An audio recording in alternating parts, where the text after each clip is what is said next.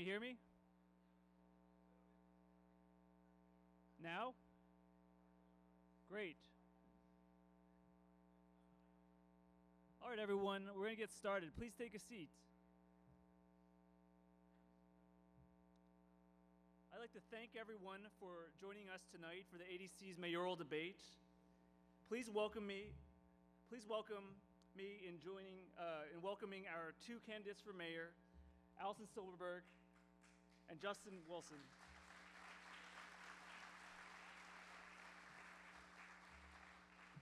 I'd like to thank the ADC's debate team and all the volunteers who helped make tonight possible, especially Ricardo Alfaro for helping us up our technology game, and you'll see why in a second. I also wanted to give a special thanks to Benjamin Lyon and the students from the T.C. Williams Broadcast Club for helping us capture tonight. For the first time, the ADC will be live streaming our debate, and you can also submit questions and comments during the debate on Twitter using the hashtag AlexDemsDebate, which you'll find right there. If you find yourself a bit technology challenged and have a burning question, please write it down on a question card and give it to one of our designated volunteers. Marian Anderson, please raise your hand. And Ashkan Bayatpour, he's standing in the back. So if you have a question, just hand it to us anytime. I started the year watching a great film called The Post, which reminded me of the important role that the free press plays in our society, particularly in this moment in our history. So tonight I'm very pleased to have Fenit Nirappil from the Washington Post join us as our debate moderator this evening. Please welcome Fenit.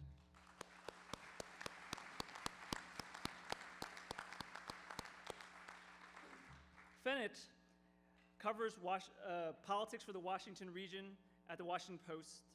He's been with the Washington Post since 2015 and covered the last election cycle in Virginia. I met Fenit when he covered the governor's race as well as lieutenant governor's race, and I think he'll add a lot of value today as our moderator.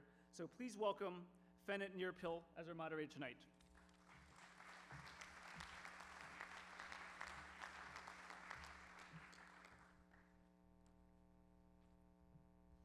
All right, thank you everyone for coming out tonight. Tonight I'll be asking a series of questions that neither candidate has seen in advance, and we're also going to extend an opportunity for the audience to ask questions too. So we have some assistants who are going to be taking questions on index cards. Please raise your hand so they know who to look out for. Raise your hand if you're going to be taking the questions. So you have your index cards, you can write them down and pass it through, and we'll ask some audience questions in the middle of the debate as well. And then I guess for the people who are watching on live stream, you can tweet your questions as well with the hashtag AlexDemsDebate. So to go over some of the ground rules, we're going to start this debate by giving each candidate a general question, and every candidate is going to have 90 seconds to answer the questions, and we're going to have timekeepers up on this first row who are going to be keeping track. We're not going to do a cowbell or anything like that, but there is a little bell, so if you hear that sound, that means time is up. And I'll also ask, we have a good, healthy crowd here, so that means things can get loud. So if you really like something that one of the candidates say, or if you really hate something one of the candidates say, please hold your applause, your boos, your boo-earns until after the candidates finish talking. All right, so with that, I think we're ready to start. I flipped a coin to see who would get the first question. That's going to be Vice Mayor Wilson. So the first question is for you. You're challenging an incumbent in the Democratic primary. Why should voters vote out the current mayor and choose you instead? Sure. Well, first of all, thanks to all of you for being here tonight, and thanks to Mr. Oops, sorry. All right. I said, first of all, thanks for all of you for being here tonight, and thanks to our moderator for moderating and all the ADC volunteers who made this happen. I'm running for mayor because I feel like we need to not only talk about our progressive vision for the future, we actually need to see it to reality. My focus in this campaign has been around, first of all, ensuring the success of our kids. by expanding early childhood education and improving the quality of our after-school services and meeting the opportunity of growing student enrollment in our schools. I've also been focused on improving our infrastructure. We have underinvested in our infrastructure in this community for decades, and I believe it's time to end the decades of deferral by investing in our roads, our sewers, our sidewalks, and our municipal facilities. I've also been focused on ensuring that we can pay for all that. And the only way that we can pay for all that is by retooling our economy to ensure that we grow at a rate that can provide the resources to support the services that the residents of this community expect and demand. That requires making sure that we reduce our dependence on federal spending, a major focus of this campaign. My vision for the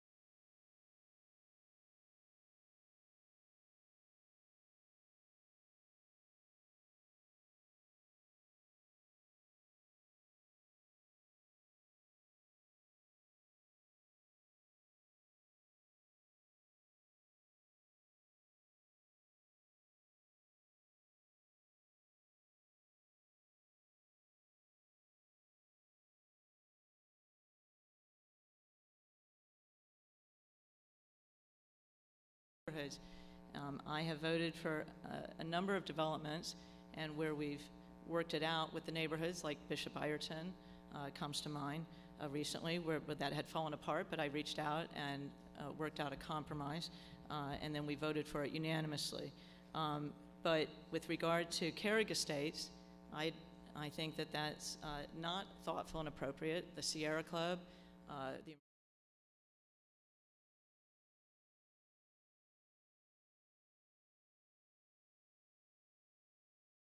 I voted not to approve and to send it back to Planning Commission, but that was a 6-1 vote.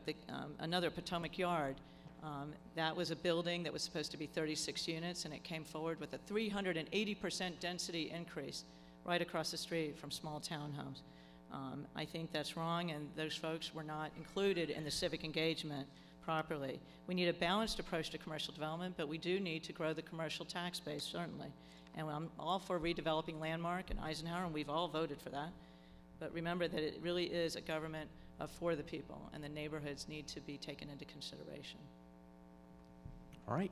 With that, I'm going to move on to several questions about public transportation. In advance of this debate, that's one of the most common questions I got when I asked solicited feedback on social media. And I got my first batch of questions, and the first one here is actually even better worded than I worded it, so I'll ask an audience question. How will you address the planned summer 2019 metro shutdown of the blue and yellow lines and keep Alexandria competitive for DC commuters and less painful for riders?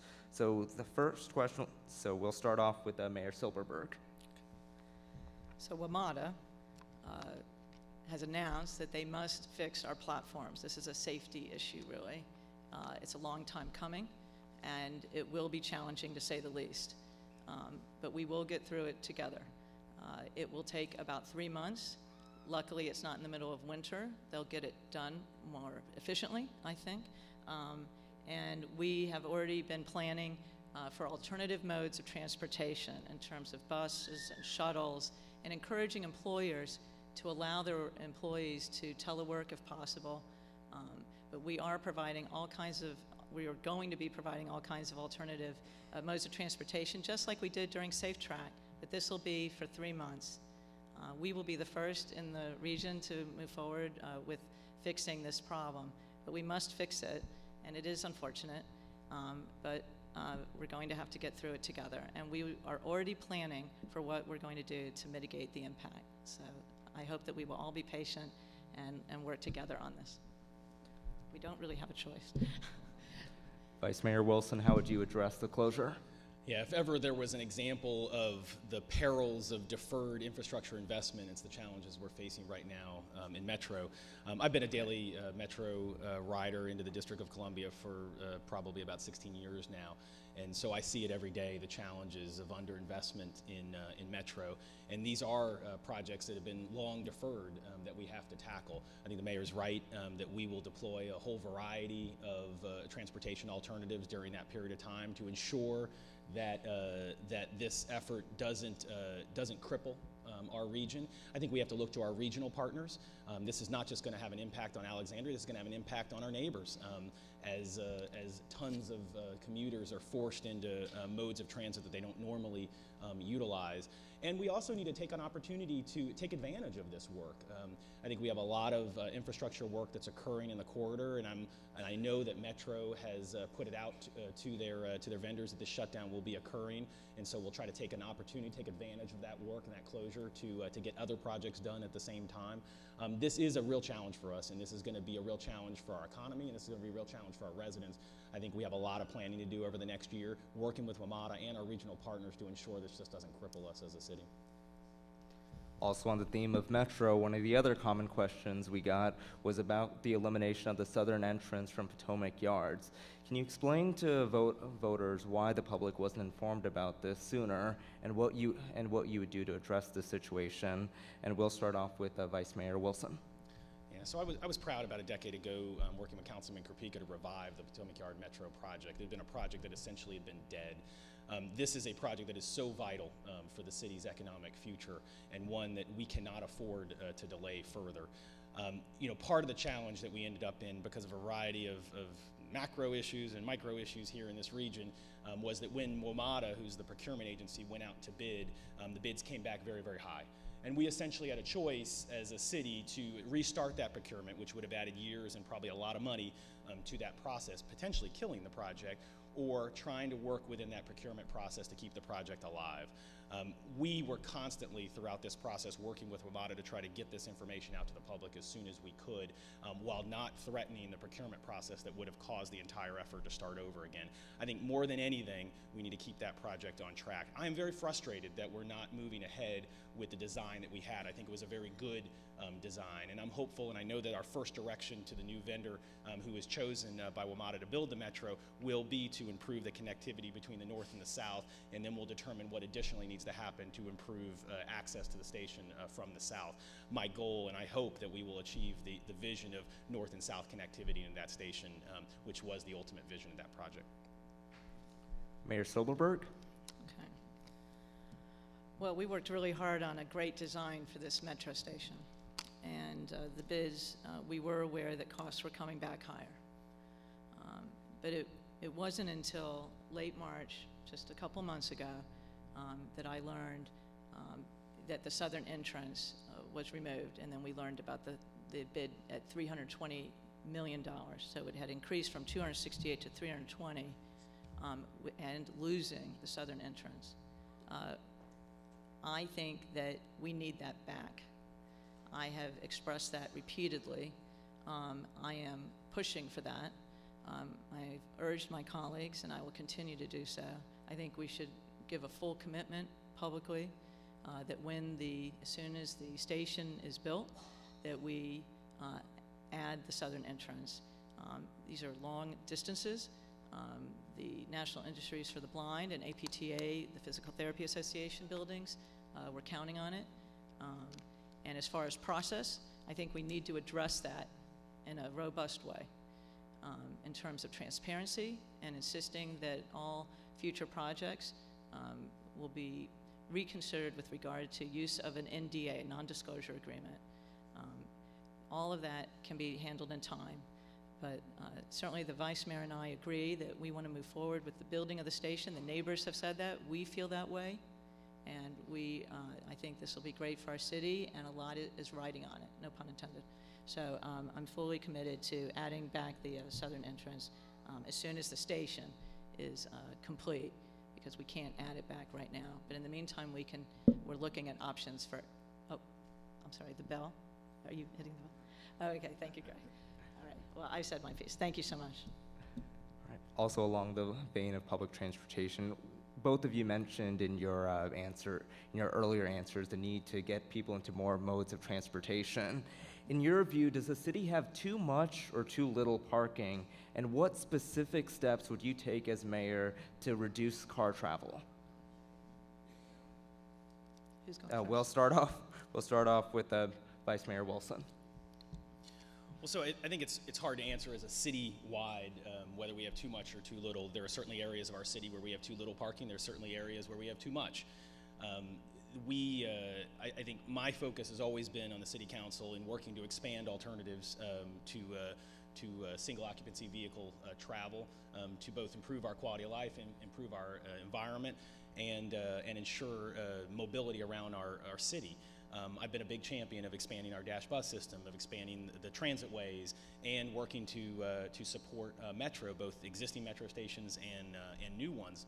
That's been a major focus of mine on the council. I think we also, as we work through development, need to ensure that we build development that complements the transportation infrastructure that we have. And that's why I talked earlier about the need to develop in a way that supports transportation infrastructure where we have it in the city. So that's been my focus for how we reduce automobile traffic throughout our city and ensure that we improve the quality of life as well as reduce our impact on our environment. Mayor Silberberg? Well, clearly our city wants to encourage everyone to use transit. I used it when I worked on K Street, and it was great riding the dash bus every day to the Pentagon and taking the metro in. But in terms of parking, many parts of our city do have a parking issue, and parking, of course, is a quality of life issue, and it's not good for business. It's not only in terms of residential quality of life, it's also in terms of business. That's the #1 problem that businesses in Old Town and Delray report to me. We just had 2 votes in the past year where parking will be reduced. I voted against this measure. It was a 6-1 vote. I was the only one to say we shouldn't do this. It will reduce the amount of parking that's required to be put in by commercial or residential developers in the future. Imagine that.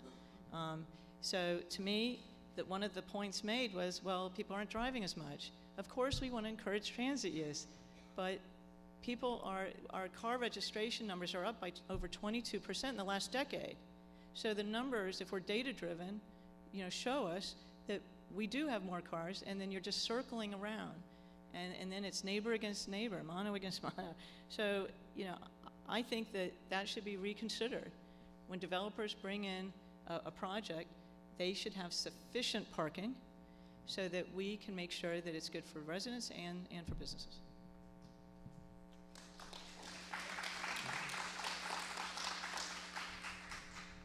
At this point, I'll chime in with some candidate questions here, or some questions from the audience here. And as a reminder, if you came in later and you want to ask your own question, just raise your hand and flag down one of our assistants here, and we'll get you an index card and questions. And if you're watching from the live stream, you can tweet your question at us with hashtag #AlexDemsDebate. So here's a good question that comes from the audience. What is the issue on which you have the biggest disagreement with your opponent? Why are you right, and why is he or she wrong? We'll start off with Mayor Silverberg. Okay. Well, I really firmly believe with all my heart in that it is a government of the people, by the people, and for the people. And so I have worked really hard to open up City Hall even more, make it far more transparent, accessible. I have a monthly coffee, I always have, even when I was vice mayor and now as mayor, a monthly coffee called Mayor on Your Corner. I have open office hours once a month where people can come in an unscheduled way. The open mic vote, which was there for about 40 years, was critical, where someone could come forward for up to 3 minutes and speak about any subject at a public hearing.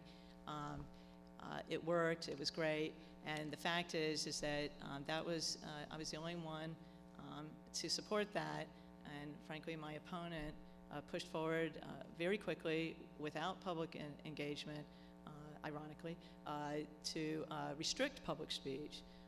Sometimes we have 3 or 4 speakers at a public hearing, sometimes we have many more. One of them, where we had a ton, were families concerned about the school budget.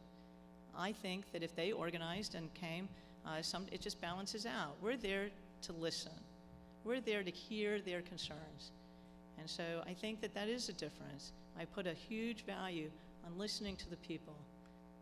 So, and when I'm there on the dais, I'm totally focused. And frankly, my opponent has said publicly that he's multitasking and that he's fine with that. But when people spend time preparing a statement and they're nervous, we should give them all our attention.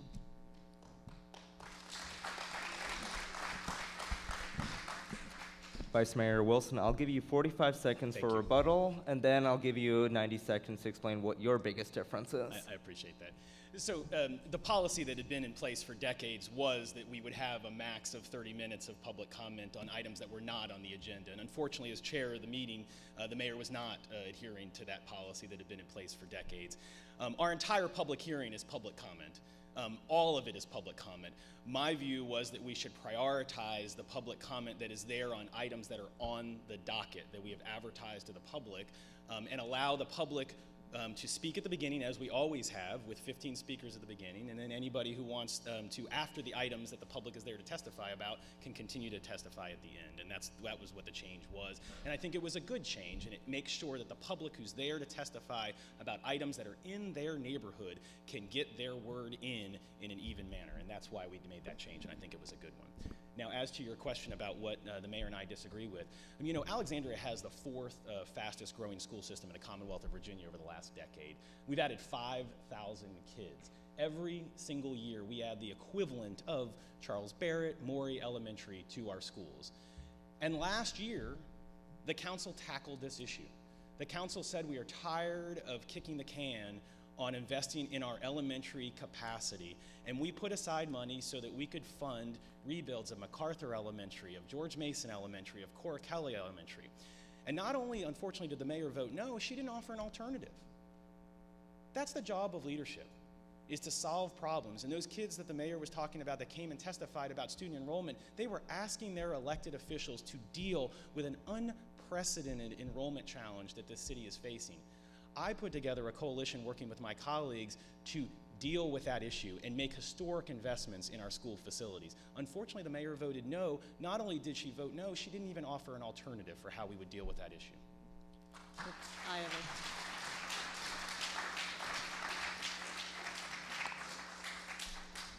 Rebuttal for the mayor. Thank you. Well, I would appreciate if you didn't pervert my record. The fact is that I supported the city manager's proposed budget with a 2.7-cent tax rate increase, which met the school superintendent's needs and request. Second, you put forward an initiative for a historic tax hike, doubling the city manager's tax rate increase from 2.7 to 5.7. It's never heard of before. Second, third, it was for unspecified needs, and it's not, and so as someone, if the school comes forward with MacArthur or any other project, we look at it, we vet it, we figure it out. Even the Joint Task Force said you shouldn't just put too many things on the plate. You have to tackle them one at a time. And so putting things forward in terms of a budget increase like that historic tax hike, yes, I voted against it because I supported the city manager's proposed budget with a 2.7-cent tax rate increase, and that covered the school superintendent's request.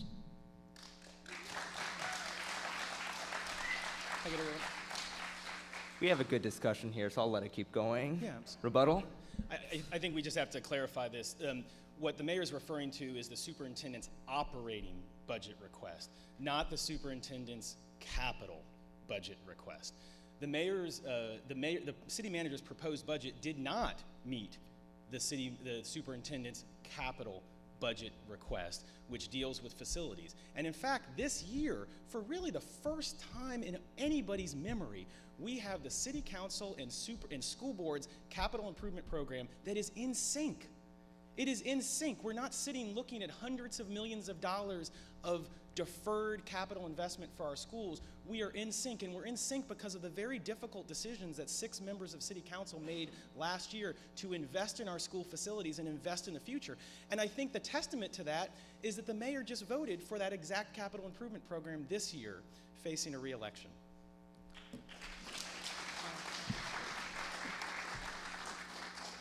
Last rebuttal. So rebuttal to the rebuttal to the rebuttal. Last one. Okay. I've worked hard to create a new, more collaborative, stronger relationship between the city council and the school board. And it's working a lot better, and I think it's a great team effort. I definitely supported the city manager's budget. You can clarify it how you want. The fact is, when they come forward with a vetted project like Charles Barrett, MacArthur rather, or Cora Kelly, then we look at that, we vet it, and we figure it out, and we authorize the budget for it. Just setting aside parking money to the side is really not how we've done it. I think that it's a huge tax increase, it's historic, and we have been meeting our infrastructure needs really well, and we're pushing full steam ahead with the schools, hand in glove, like never before, and I'm really proud of that.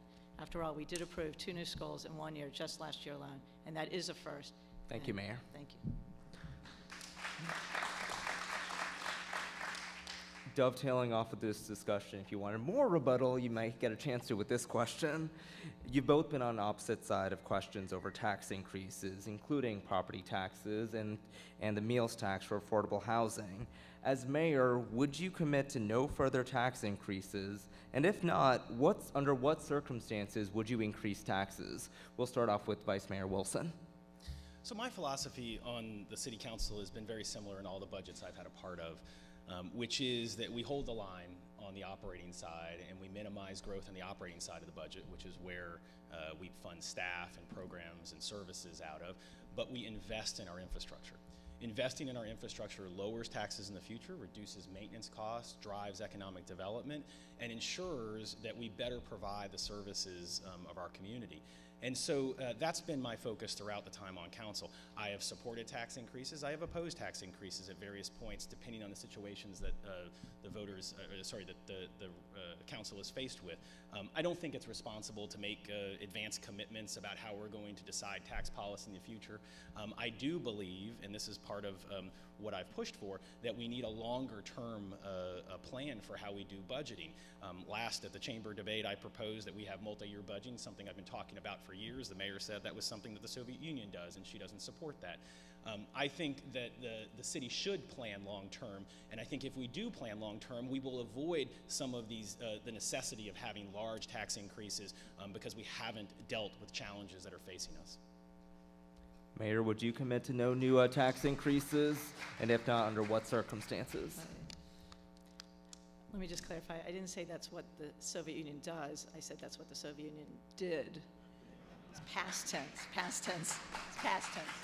So, of course, we must plan long-term, and we do. That's why we have the CIP, the Capital Improvement Plan, a 10-year plan. But in terms of budgeting, look, I have maintained our AAA bond rating. I go to New York every June and make a case to Wall Street, and I've maintained it, and I'm very proud of that. As far as, I think that we can't make promises necessarily, but we have to hold the line. We have to think about priorities. We have to think about what's mission critical. We have to make choices, and it's hard. There was a difficult choice made a while ago where we decided not to redo Chinquapin Pool. That was a tough call for all of us at City Hall. But we did just reopen Warwick Pool, by the way. But in terms of the historic tax hike or the vice mayor pushing for the bid tax in Old Town, I was incredibly against adding a bid tax in Old Town. The businesses, the majority of them were against it. And I think it was very anti-business. So in terms of dedicated funding, I'm for dedicated funding for the Affordable Housing Fund, and my opponent is against dedicated funding for the Affordable Housing Fund.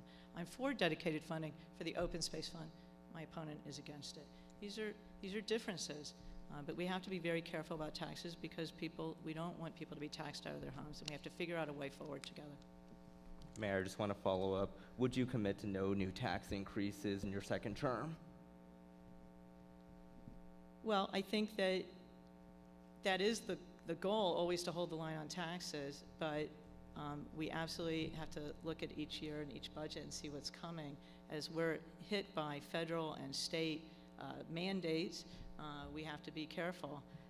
I've been the one who's trying really hard, consistently, since I was vice mayor and as mayor, to hold the line on taxes. Whenever we set the maximum tax rate, I'm the one who's trying to either say even or maybe a penny or two just for setting the maximum tax rate. And really, it's always my opponent who's always saying we should set it at 4 or 5 cents just in case or whatever. So we really are very different in this approach. And having worked on the Hill for Senator Lloyd Bentsen of Texas when he was chairman of the Senate Finance Committee, I know about budgets. Thank you. Thank you, Mayor. I'll allow for a brief rebuttal, 30 seconds. There's a lot to respond to. I might not have enough time. I think, first of all, I remember the mayor a couple minutes ago saying that she opposed raising taxes to put money into unspecified needs, and then she just cited that she supports 2 examples of raising taxes to put money into unspecified needs for affordable housing and open space. So the fact is she supports raising taxes to put money into unspecified needs when it's open space and affordable housing. She doesn't support raising taxes to put it into projects, specific projects at MacArthur, George Mason, Cora Kelly, when we're investing in our school facilities, and that's unfortunate.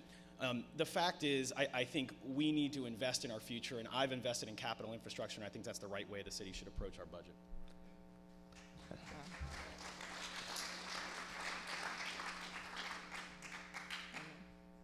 All right, I'll now move to take a question from Twitter. Looks like it's no longer up there, but I also have a copy down here. This comes from a 17-year-old Barrett Fife. In an era where the next generation of voters and leaders is becoming increasingly relevant to politics and activism, how will you, as mayor, engage with, empower, and work with young Alexandrians? We'll start off with Mayor Silberberg. Okay. Well, I think that's a great question, Barrett. I've reached out. A number of student leaders from TC Williams I've invited them to my office. I've gone to tons of events at TC Williams and around the city to encourage them. I go to the schools all the time, at least probably every week or every other week, to talk to the students about the importance of studying and encouraging them to reach for the stars. I've invited them to City Hall. Tons of classes have come through City Hall and visited the mayoral office, and they love it. They ask a lot of questions, and I'm very encouraged by their questions. I would say 95% of the concerns of the young people I've talked to are focused on the environment, and I think that's very heartening. I love the new activism, and I am proud to have gone to the March for Our Lives, and I stood at George Mason Elementary when the students walked out. I'm very proud of all the students for their conviction and their determination, and they're pushing us, and I think they're right. They're right on these issues, and so I look forward to working with them, absolutely. Vice Mayor? So I think the first thing we need to do with younger people in our community is listen to them and listen to their ideas and ensure that their ideas are heard. I think we have a responsibility as elected officials to amplify their message and make sure that not only are we listening to what they say, but we're making sure others are able to hear their message. One of the things I've talked about is whether we can look at some of our boards and commissions and ensure we have designated seats. We already have some designated seats for young people on some of our different advisory boards and commissions. I think we should look at expanding that to ensure that we get the voice of young people in some of the important matters that face our community. I think we are fortunate to have an incredibly educated population of younger folks here in this community, and we need to make sure that they're part of the decisions we make here in the city. Mayor Silverberg indicated that she wanted to make a brief rebuttal. Yes. Go ahead. Thank you, sir. Thank you, sir. So I agree getting more students involved or young people involved with our boards and commissions, absolutely, and we already do that, but we can do even more. As far as boards and commissions, while my opponent is saying we should encourage them to do more, bring in more boards and commissions, the fact is that my opponent just brought up a proposal recently to take away the Parker Gray BAR and merge it or submerge it into the old and historic BAR. I'm against that. He stated when he initiated this recently that he had reached out to the community. Well, I've reached out to the community, including Lillian Patterson, who's deeply involved in Parker Gray, as well as Catherine Ward, the head of the Parker Gray Alumni Association. And they fought for that Parker Gray BAR, and it's important. It has two different distinct BARs. Thank you, Mayor. And they were not reached out to. I'll allow you for a brief rebuttal, and that'll be the end of that line. Yeah, I don't think we have a lot of students on the Parker Gray BAR, but maybe we should in the future. The proposal did come from the Parker Gray BAR and the Old and Historic District BAR. We're one of the few communities that has separate boards, and the two boards actually, or members of the two boards, did suggest to me and some other members of the council that it might be a good idea to look at consolidating it. I put the idea on the table to look at. We'll see if it makes sense. Our staff is currently analyzing it. Council voted to ask our staff to take a look at it and bring it to the Planning Commission for consideration. It was an efficiency proposal. It requires a lot of additional staff time. It's also a proposal to enhance the service for our community. It helps ease folks who are in the Parker Gray District having their applications waiting for long periods of time. So it was very much a government efficiency effort that I made that proposal, and we'll look at whether it makes sense. Can I have a quick one-sentence rebuttal? One sentence. Okay. I think, with all due respect, that it was insensitive to the African American community, and that the leaders, let me just finish, the leaders who fought for the Parker Gray BAR were not consulted.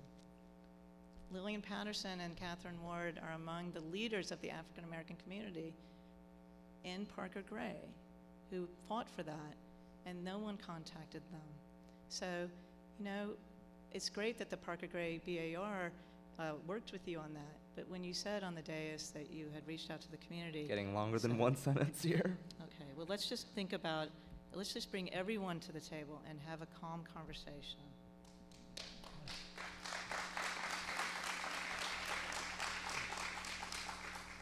And if you want to expand on any of the points made in this debate, we'll have the 90-second closing statement too, and that'll be an opportunity to go into these issues further.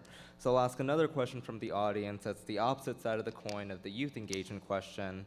How can the city improve social services for seniors, especially providing home care for seniors with disabilities? And we'll start off with Vice Mayor Wilson. So I think we've had a conversation very, very recently around how we improve access to assisted living, affordable assisted living in our community, and I think that's a very important initiative that the city needs to take on in the future. We need to enable our seniors to age in place in our community. I think a vital community has a variety of ages, and making sure that there's a place for everyone in our community is one of the focuses I've had on council, and that includes our seniors with disabilities. I think, unfortunately, the mayor was the only member of city council to vote against a new facility, a memory care facility, to allow our seniors who have Alzheimer's to age in place in our community. I think that was a good project. It's going to open in a couple days and provide a home for folks who unfortunately would have had to go to far-flung areas to receive critical services in their aging years. And unfortunately, the mayor voted no on that, and she was the only member. And I think that was a good project and one that I strongly supported. Mayor? Okay, well, the Woodbine vote was deeply opposed by probably the vast majority of that neighborhood, because the zoning said that that would not happen there. So I listened to the neighborhood. Zoning is a promise. Second, Brandywine is online. It's on the West End. It's beautiful, and we're about to do the ribbon cutting, and I've already been there, and I've been working with them. So there is another facility now there for people with memory issues, and I'm very sensitive to that, having had family members with these issues. Woodbine that building didn't have to go right there. I initiated, when I became the mayor, the Senior Advocacy Roundtable, which has been really successful, where I brought together nonprofits, the Commission on Aging, leaders from the city staff, and leaders in the community. We just passed a whole plan for an age-friendly community that the AARP and World Health Organization put forward. Very proud, with first city in Virginia to do this. Accessibility is key. My mom used a walker towards the end of her life. She had had a stroke, or a series of strokes, so I'm very sensitive to this. And accessibility is key, so that people can age in community, not just age in place, age in community. So if they move from their house to an apartment, or to Goodwin, or to Brandywine, or someplace, that we have to, work with them and make sure that they stay a vital part of our community. I put a huge value on those who are seniors, and I always have, and I always will, and I've been working hard for our seniors across the city since I became the mayor, pushing forward with regard to the Senior Advocacy Roundtable. It's been very successful for our seniors.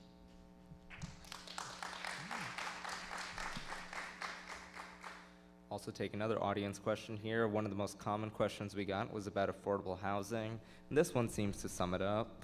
When we talk about affordable housing, do we mean subsidized housing or more housing that's accessible for middle-income citizens? Alexandria needs both. What are your specific plans to serve both needs? And we'll start off with Vice Mayor Wilson. So I think the answer is yes. We need to improve housing affordability here in our community, and I think there's a variety of ways we do that. And I've been focused on kind of the full spectrum. I'm currently the co-chair, along with Councilman John Chapman, of the ARHA Redevelopment Committee that's been working very closely with our Public Housing Authority to ensure that we rehabilitate, rebuild, revitalize our public housing stock, as well as using those projects as an opportunity to expand the committed affordable housing units that we have, and we're currently working on several projects to make that happen. I also believe we have an opportunity to work more closely with nonprofit developers who create additional committed affordable housing units all across our city, and I've worked to expand that, as well as advocating along with Councilman Chapman to expand our density bonus program that we use to create additional committed affordable housing units in the context of market rate development.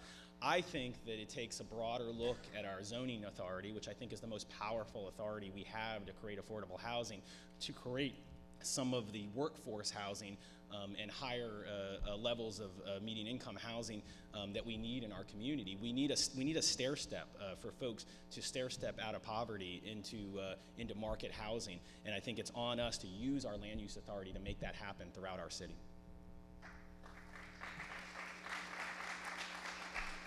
Mayor? Well, I've been a longtime supporter of public housing as well as affordable workforce housing. ARHA, the Housing Authority, historically actually didn't have, apparently, before I became the mayor, the greatest rapport with the city. But I've worked really hard to repair that relationship, and I think we're in a very strong position now with it in hand in glove with the Housing Authority, and I'm very proud of that. And we are going to be redeveloping their sites with them and their help, and I'm proud of that. We voted for Ramsey Homes, and that's moving forward, and we'll see a lot of progress soon. I'm certainly in favor of dedicated funding for the Affordable Housing Fund, voted for that. That is a difference between us. We have to increase our workforce in affordable housing stock across the city. When I was chair of the ESC, I made it a top priority, and as mayor, I've made it a top priority. And partnering with nonprofit developers, something I've been pushing for many years, long before I became the mayor, is now really happening in full thrust. I just spoke at the National League of Cities with a few other mayors from across the country at the U.S. Mayors and CEOs for Housing press conference. The head of Kaiser Permanente announced a $200 million gift to housing across the country, encouraging other CEOs. I'm part of that. I got us to sign on as a city to this commitment to work together and improve affordable housing across the country. It's a national issue, and I'm proud to be a leader here with regard to that, but also nationally. I want to keep this conversation going, so I'll give you another 45 seconds, and specifically, can you expand more on how you would be different as mayor on the issue of housing prices and affordable housing? Sure. Well, I think this is an important distinction in this race, and just last week, the council had to vote to add an additional $1.6 million on Ramsey Homes. That delay and the additional resources that are required is a consequence of the mayor's vote against that project.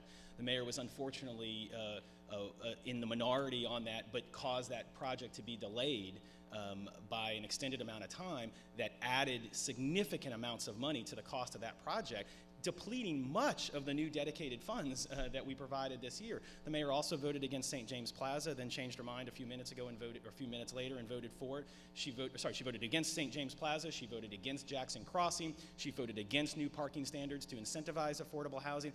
On almost every case, the mayor has been a consistent vote against affordable housing projects in the city. Okay. Mayor, you can get a rebuttal as well. Right. There you go again, perverting my record. And my record of leadership on this is second to none. The fact is that Ramsey Homes was, the neighbors were lawyered up to sue. They were not happy with the proposal. It needed to be improved. I voted against it. I reached out to the neighbors and the historic preservationists, and worked out a compromise, came to council, and we voted for that, and that's what went forward. The reason that the price went up so much is because everything has gone up so much. We just voted to give more money as a loan for Lacey Court with a nonprofit developer doing that. It's because their costs have gone up. That's why we have to loan. Don't pervert the record. It's really not worthy of you. The St. James project was that there was supposed to be a swimming pool between the two, that only the children in the market rate building were going to be able to use, and not the kids in the affordable housing building. That's discrimination. I voted against that, and so did Councilman Chapman, who's a stalwart supporter of affordable housing, of course. So, as far as everything else, I have pushed forward on all these projects, and so I don't distort your record. I don't think you should distort mine. I'll give one more rebuttal to Vice Mayor Wilson. So again, as I said earlier, I'm the co-chair of the ARHA Redevelopment Committee, the committee that was tasked with picking up the pieces after the mayor voted no on Ramsey Homes. And in the end, the proposal that she voted for was very much the same proposal that was available at the beginning of the effort. In fact, the proposal we came up with to preserve one of the buildings was deemed not desirable by the mayor, and I didn't think it was a good proposal either. And in the end, we voted for essentially the same thing. There was no compromise that was brought by the mayor on that project. What was brought by the mayor was delay, which cost us millions upon millions of dollars of precious affordable housing dollars that were a consequence of the mayor's vote and her failure to lead on that issue. Sorry, Fenit. Let me quick response.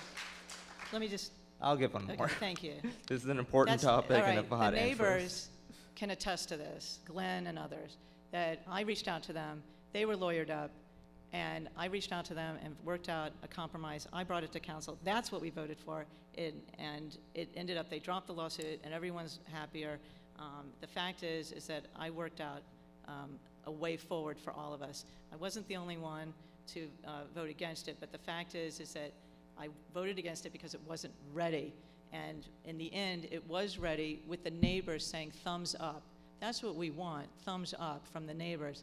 Otherwise, it would have been entangled in lawsuits and very expensive litigation. We have a lawsuit right now against us with regard to the Carrick estates. They had put forward a compromise. That wasn't agreed upon. So the neighbors near the Ramsey homes are happier with what it is now, and that is not exactly what we had before us when we voted originally. So you're wrong.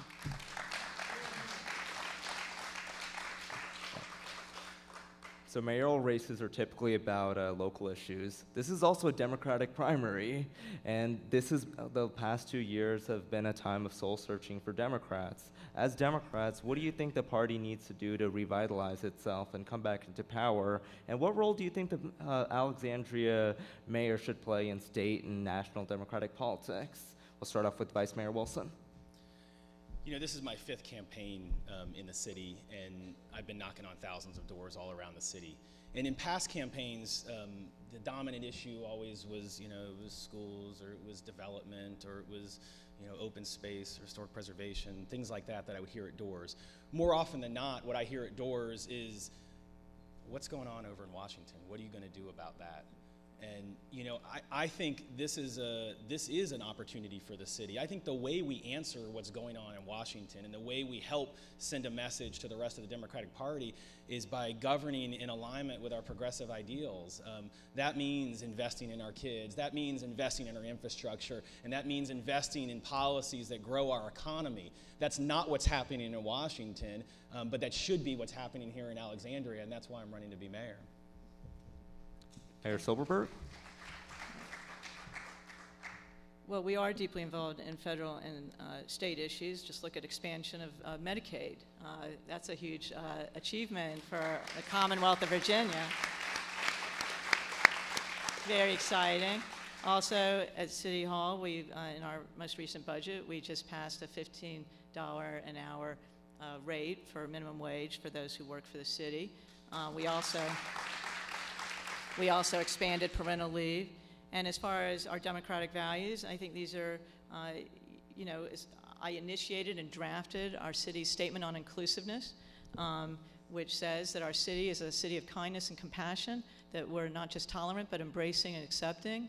The whole council signed it. It's on a poster all across the city. People look to it. It's our values. We lead with our values. That's our foundation. Other cities are calling and asking if they can use our statement on inclusiveness. That's leadership. When we had flyers placed in the middle of the night in Delray, and I was able to go and point to the statement on inclusiveness and say, these are our values. When the tragedy in Charlottesville happened, I spoke out immediately. As mayor, I consistently speak out where there's intolerance, where there's hate.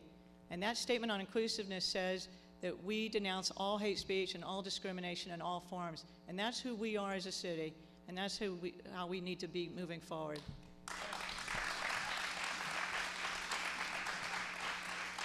And speaking of state and national politics, while we were sitting here in this debate, the Virginia Senate passed a budget that contains Medicaid expansion.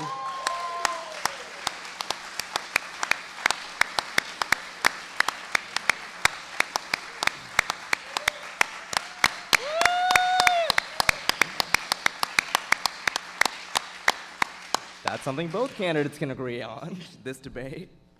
So also on the topic of how Alexandria can lead on progressive values, one of the questions from the audience is, in the absence of effective federal policy, municipalities can contribute to addressing climate change. What, if any, policies would you spearhead and champion to make Alexandria a leader in this arena? I'm sorry, just the subject, I'm sorry, I was pointing at. I have a second of that, so keep going. Just say it again. I'm sorry, just repeat. We're ahead of time. I apologize. What can Alexandria do to promote policies combating climate change and be a model for the rest of the country? And we'll start off with Vice Mayor Wilson. I think she's first. He goes first. Yeah, I think she's first. Okay, sorry. We'll start off with Mayor Silverberg. Thank you. So As soon as the Paris Agreement was not signed by the president, I immediately signed on as a climate mayor. I also pushed for our city to sign on to a commitment working toward 100% renewable energy. That took about 2 weeks of a discussion at City Hall, frankly, and I'm proud of that. I've been really out front in terms of the environment. I'm the one who has been pushing for our tree canopy to be increased from 34% where we are now to 40% in a decade. We went from planting about 300 trees a year now to 800 trees a year in our city, partnering with others, but also with the city. Also, the Carrick Estates vote. The Sierra Club, the environmentalists, and the vast majority of that neighborhood said don't do this because of the environment and the environmental regulations. I voted to send it back to planning. I was the only one to do so and to listen to the Sierra Club and the environmentalists. I am a total environmentalist, and the most important thing is the CSO project, finally addressing the sewage that has been pouring into our river and our waterways for over 2 decades that we knew about. Yes, we had a permit, but that doesn't make it right. And so I made it a top priority when I became the mayor, and we are moving forward to address it finally. Vice Mayor? So I was proud this week to be endorsed by the Sierra Club. They evaluated both candidates and they endorsed my candidacy as a leader in addressing these issues. I do believe we have an obligation, going back to the earlier question, to, at the local government level, fight climate change. I think we do that through a variety of different measures. First of all, expanding transit is a big one. Working to reduce greenhouse gas emissions, both in public sector and the private sector. I think a big place that we can do that is with green building. And I've pushed to raise the bar on green building standards, both for our own public investment as well as our private investment. I do agree with the mayor that we have to tackle our clean water initiatives in this city, particularly our combined sewer issue in Old Town, our sanitary sewer issue citywide, and then our stormwater issues citywide. I pushed for the creation of the stormwater utility in order to take on our stormwater challenges and meet our obligations to the Chesapeake Bay. And it is true that we all voted unanimously for the combined sewer remediation, but last year the council came together to marshal the resources, the money to actually deal with that issue, and the mayor unfortunately was the only member of council to vote against the funding to remediate our combined sewer issue. That is a critical issue for our community, but we need to not only throw words at it, we actually have to throw resources at it in order to resolve it. I'll let you address in the closing. I'll let you address in the closing statement. No, no, all right, fine. Let me just say. 30-second rebuttal. Yeah, thank you. Again, with regard to the vote last year, I was in full support of the city manager's proposed budget with the tax increase of 2.7. And so that's just a totally separate matter. But as far as the Sierra Club endorsement, it's a free country. And, this water bottle could endorse someone. I don't care. But the fact is that the Sierra Club, we have a very different environmental record. Just look at the record. And excuse me. Second, finally, that 2 members of the Sierra Club board leadership had actually, we just learned, had given to my opponent long before the questionnaires even went out. And so that's been questioned as far as Thank you, Mayor. Breach of ethics. All right, we'll do one final question and then we'll move on to closing statements. This was a question from Twitter, and actually I've seen several questions along these lines. In the absence of gun control legislation out of Richmond, what can Alexandria as a city do to address gun violence? We'll start off with Vice Mayor Wilson. You know, it is a challenge, and obviously the city has long advocated in Richmond for increased gun regulation at both the state level and the federal level, and I'm hopeful that through political changes in Richmond, we'll actually get change in Richmond. In the meantime, I think we have an opportunity here at the local government level to do what we can given the existing authority we have. One of the things I've pushed for is giving our police department, our sheriff's department, and our Commonwealth Attorney's Office additional resources in order to go out and look for ways to collect illegal guns that are on the streets and do more warrant service to ensure that we take people who should not be on the street and should not be in possession of weapons off the street. That is a question of resources and one that I've pushed for on the City Council, and I will continue in future years to give our police department and our public safety agencies the resources they need to continue their efforts to get as many illegal guns off of our streets and out of the hands of people that would do us harm. I think we have to continue the fight in Richmond to make sure that we get sane laws passed in Richmond to allow us in local government the authority to protect our community. I think this is a core value of our community and one I'll continue to fight for if I'm your mayor. Mayor Silberberg. Right. So I firmly believe in common sense gun reform laws and wrote the resolution that the council voted for unanimously and signed. We've been pushing for years with regard to the General Assembly and gun reform laws, and we will continue to push hard. And I think we will see change in the near future, I hope.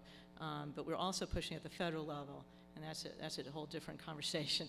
And of course, locally, absolutely, we've been pushing for more enforcement through the Sheriff's Department and the Police Department from City Hall's perspective. And we're working hand in glove with them. It's really important to address this issue, and we need to do it now. And I'd just like to say, you know, I interned, as I mentioned, for Senator Kennedy when I was in college.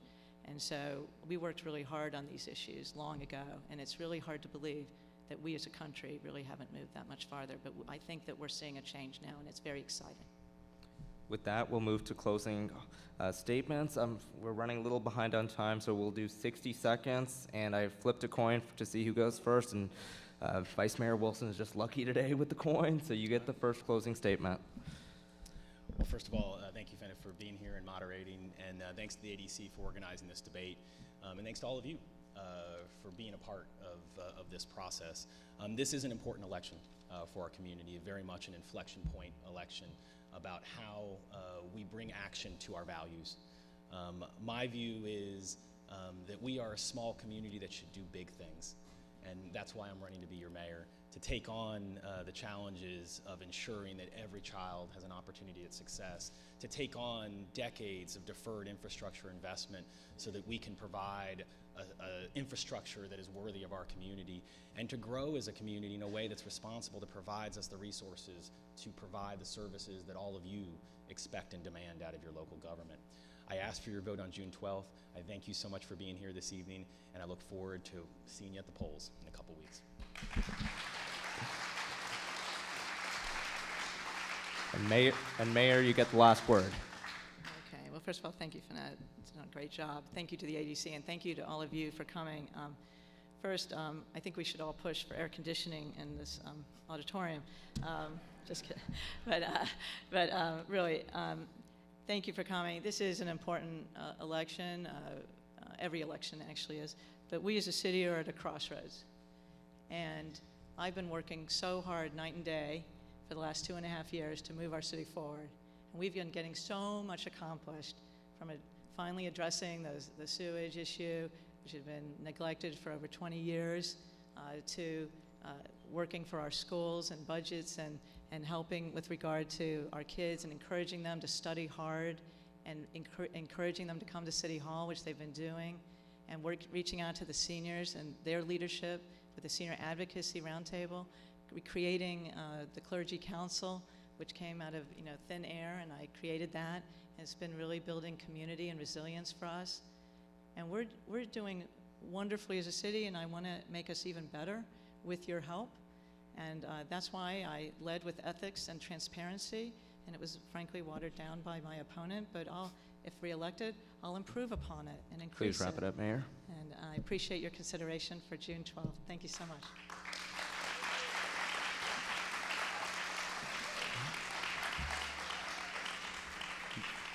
That concludes our debate. Thank you, everyone, for coming out.